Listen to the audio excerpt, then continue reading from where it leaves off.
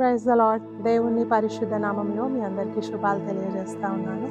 ప్రియ సహోదరి సహోదరుడా, దేవుడు మనల్ని ఏ విధంగా అయితే క్షమించాడో, ఏ విధంగా అయితే మనల్ని ప్రేమిస్తూ ఉన్నాడో, అదే విధంగా మనం కూడా ఇతరులను ప్రేమించాలని, ఇతరులను క్షమించాలని దేవుడు కోరుకుంటా ఉన్నాడు. చాలాసార్లు మనం ఎవరిని ప్రేమిస్తామంటే మనల్ని ప్రేమించే వారిని ప్రేమిస్తూ ఉంటాము, కానీ మనల్ని ద్వేషించే వారిని మనం ప్రేమించము.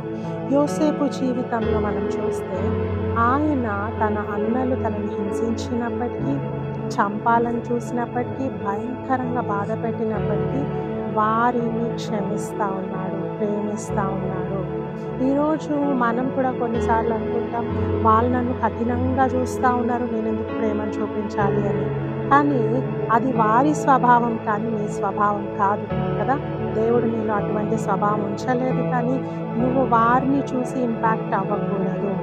వారెంత నీకు ద్వేషాన్ని చూపించినా దేవుని ప్రేమను నువ్వు చూపించగలగాలి.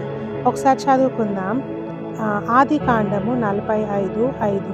అయినను నేనిక్కడికి వచ్చునట్లు మీరు నన్ను అమ్మివేసినందుకు దుఃఖపడకుడి, అది మీకు సంతాపము పుట్టింపనీయకుడి. ప్రాణ రక్షణ కొరకు దేవుడు మీకు ముందుగా నన్ను పంపించాడు.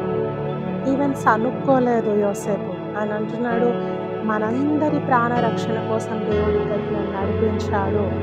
అదే మనం ఆయన స్థానంలో ఉంటే, నీ వల్ల నా లైఫ్ పాడైంది, నీ వల్ల నా జీవితం ఇదైందని ఎన్ని సనుక్కునే మాటలు మనం అనేవాళ్ళము. కానీ యోసేపు అన్నలతో అంటున్నాడు, మన క్షేమం కోసం దేవుడు పంపించాడు.